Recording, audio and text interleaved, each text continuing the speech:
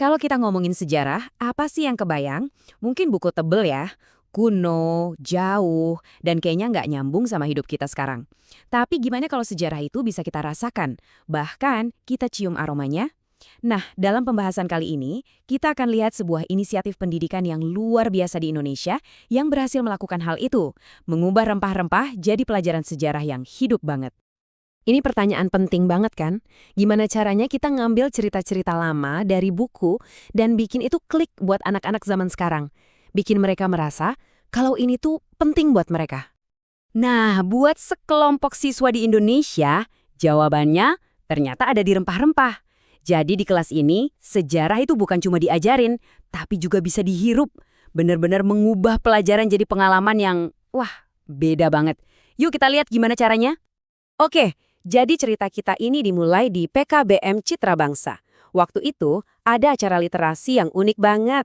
Dan katanya nih, meskipun cuacanya lagi kurang bersahabat, di dalam ruangan ini semangat para siswanya itu luar biasa. Bikin semuanya jadi hidup. Tentu aja, acara sekeren ini nggak terjadi gitu aja. Ini adalah hasil kolaborasi antara dua kelompok yang punya satu misi yang sama.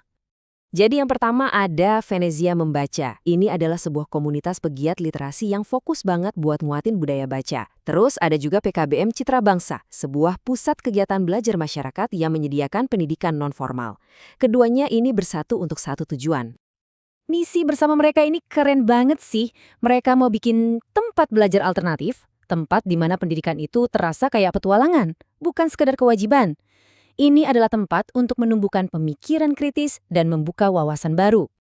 Nah, yang bikin pendekatan ini pintar banget itu topiknya. Mereka nggak ngomongin sejarah yang abstrak, tapi fokus ke sesuatu yang dekat banget sama kita, sama identitas Indonesia, rempah-rempah. Nah, ini dia pematerinya Kak Yoga Aldiansyah. Di sini dia nunjukin ke para siswa gimana kepulauan kita ini, Indonesia, dulu itu jadi pusatnya perdagangan dunia. Dan semua itu gara-gara apa? Gara-gara sesuatu yang mungkin sekarang kita anggap sepele dan cuma ada di dapur. Jadi, rempah-rempah itu bukan cuma penyedap masakan ya. Dulu, ini adalah mesin penggerak ekonomi dunia loh. Inilah yang bikin bangsa Eropa jauh-jauh datang ke Nusantara. Dan ya akhirnya jadi akar kolonialisme yang membentuk sejarah Indonesia. Dengan cara ini, sejarah yang tadinya rumit jadi jauh lebih gampang dicerna. Tapi jangan salah. Acara ini bukan cuma ceramah satu arah loh. Ini adalah sebuah proses yang udah dirancang dengan sangat apik biar setiap siswa benar-benar terlibat aktif. Semuanya dimulai dengan hening. Unik ya. Lewat metode yang namanya silent reading atau membaca hening, setiap siswa dikasih waktu buat benar-benar fokus, meresapi bacaan mereka. Jadi mereka bisa bangun koneksi personal dulu sama materinya sebelum mulai diskusi bareng. Dan kuncinya di sini adalah pilihan. Jadi siswa nggak dipaksa baca satu buku yang sama. Mereka bebas milih dari banyak banget judul yang disediain. Ini bikin pengalaman belajarnya jadi lebih personal, lebih nyambung sama minat mereka masing-masing. Jadi kalau kita bedah, ada 3 tahap cerdas dalam metode belajar mereka. Pertama, membaca hening buat pemahaman individu. Terus ada presentasi dari narasumber buat ngasih konteks yang lebih luas. Dan terakhir, yang paling seru, diskusi interaktif. Disinilah semua ide, semua pemahaman bertemu dan dibahas bareng-bareng. Nah, bagian diskusi ini nih yang menurut saya paling dapat banget.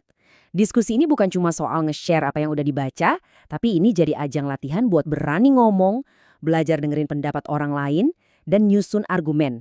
Ini kan skill yang penting banget buat masa depan mereka. Oke, jadi apa sih pelajaran besar yang bisa kita ambil dari inisiatif ini? Apa sebetulnya dampak jangka panjang dari kolaborasi keren kayak gini? Kutipan ini kayaknya ngerangkum semuanya ya. Tujuannya itu bukan buat gantiin sekolah formal, tapi buat melengkapi.